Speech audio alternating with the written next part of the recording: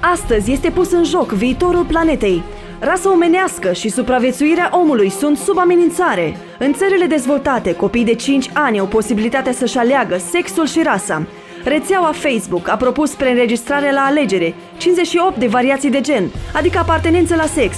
Sexul masculin sau feminin nu mai sunt un standard. Acum există o varietate nelimitată de genuri. În Uniunea Europeană, ONU și în multe alte organizații mondiale influente s-au emis deja rezoluții, declarații și alte documente care obligă multe țări să legifereze astfel de variații de gen. Gândiți-vă, cine și de ce are nevoie să implementeze în conștiința noastră o astfel de varietate de genuri? Ca să înțelegem prezentul și viitorul, trebuie să ne cunoaștem trecutul. Încă din grădina Eden, diavolul a propus omului iluzia că prin știință și cunoștințe, oamenii pot finaliza ultima etapă a evoluției și să devină ca niște Dumnezei, că n-au nevoie de niciun Dumnezeu. Omul a cedat mândriei și poftelor firii, a înlocuit dragostea pentru Dumnezeu cu dragostea față de sine și împlinirea poftelor proprii, patimilor și dorințelor. Drept rezultat, nu au devenit Dumnezei, dar au primit genomul morții și al îmbătrânirii, au pierdut calitatea de a trăi veșnic și au fost alungați din rai. Apoi a fost Marele Potop, un eveniment care a fost descris în cel puțin 80.000 de texte diferite, în 72 de limbi ale lumii. Înainte de potop, oamenii au fost din nou atrași de promisiunea îngerilor decăzuți, că omenirea trebuie să evolueze și să devină ca niște Dumnezei. Oamenilor li s-a propus să-și schimbe natura omenească prin împreunarea cu îngerii decăzuți, pentru a deveni mai buni, mai deștepți, mai frumoși și mai puternici, adică pentru a fi ca niște Dumnezei. Pe atunci, pe pământ s-au născut Refaimii. Neamul omenesc s-a răzvrătit, fondul genetic al oamenilor a fost intoxicat cu genele animale și ale diverselor ființe mutante. Practic, oamenii au încetat să fie oameni și au devenit urmașii diavolului. Marele Potop i-a nimicit pe toți, au supraviețuit doar neprihănitul Noe împreună cu familia lui. Prin ei, neamul omenesc a continuat să existe.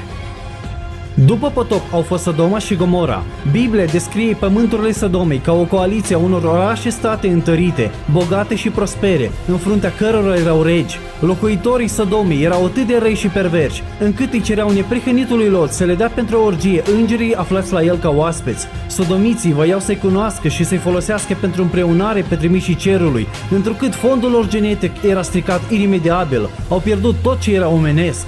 Dumnezeu a turnat din cer peste Sodoma și Gomora ploaie de foc și pucioasă și a distrus aceste orașe, împrejurimile lor, locuitorii și tot ce creștea pe pământurile acestora.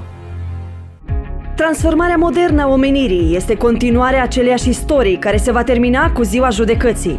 Astăzi se șterg toate normele omenești, granițele și regulile. În afară de bărbați și femei se introduc diverse genderuri și în curând vor apărea trans-oameni, post-oameni, oameni roboți, cyborgi, ființe care nu sunt 100% oameni, ci un rezultat al biologiei sintetice, deoarece în ziua de azi un om poate fi creat într-un laborator. Necesitatea relațiilor dintre un bărbat și o femeie nu va mai exista, deoarece o ființă va putea fi creată artificial. Se va ajunge la stadiul în care se vor putea combina nu doar genele unui bărbat și ale unei femei, ci genele a 3 ființe umane diferite, care vor putea crea o nouă ființă de tip omenesc.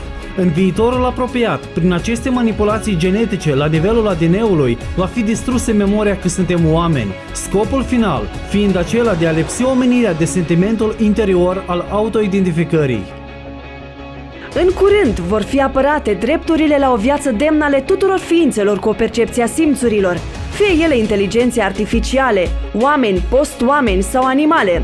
Omul este privit ca un obiect experimental, ca un material biologic pentru aplicarea noilor tehnologii. Folosirea acestuia nu trebuie să fie limitată de nicio preconcepție de ordin etic. Este o abordare anticreștină, deoarece promovează înlăturarea sau lipsirea de drepturi a omului. În ziua de azi există următoarele direcții: omul farmaceutic, adică omul cu o formă schimbată a conștiinței; omul modificat genetic, rezultat în urma ingineriei genetice și utilizarea de organisme modificate genetic; și omul bionic. Cu adevărat, fără Dumnezeu nu vom putea rămâne oameni, ni se va lua chiar și acest drept. Ziua judecății nu este departe. Oamenii de știință planifică până în anul 2045 să transfere conștiința omului într-un trup artificial și să ajungă la viața veșnică. Altfel spus, înainte de anul 2045 se va produce o modificare critică a ADN-ului omenesc prin acceptarea naturii și a semnului fiarei. Femeilor li se va lua dreptul de a naște copii, întrucât fiara, anticristul, nu va ține seama de dorințele lor. După ce se vor baza pe sistemul diabolic, oamenii nu vor primi viața veșnică promisă, pentru că diavolul vine doar să fure, să înjunghe și să prăpădească fiecare suflet în iad. Doar Dumnezeu oferă viața și viață din belșug, și pe pământ și în veșnicie. Fără credința în Dumnezeu, prima lume și-a pierdut umanitatea și a fost acoperită de potop. Pământul și cerul de astăzi sunt păstrate pentru focul din ziua judecății, pentru nimicirea tuturor oamenilor necurați. Planeta se încălzește și oamenii de știință avertizează despre iminența unei catastrofe. Textele sfinte confirmă că pământul și tot ce este pe el vor arde. Noe a construit o arcă și a supraviețuit potopului din lume. Hristos zidește biserica sa, care este ultima arcă a mântuirii. Mai este timp pentru a lua parte la zidirea bisericii. Nu rata șansa ta de a fi mântuit. Urmărește evenimentele prezente și viitoare ale Apocalipsei pe canalul nostru Justan.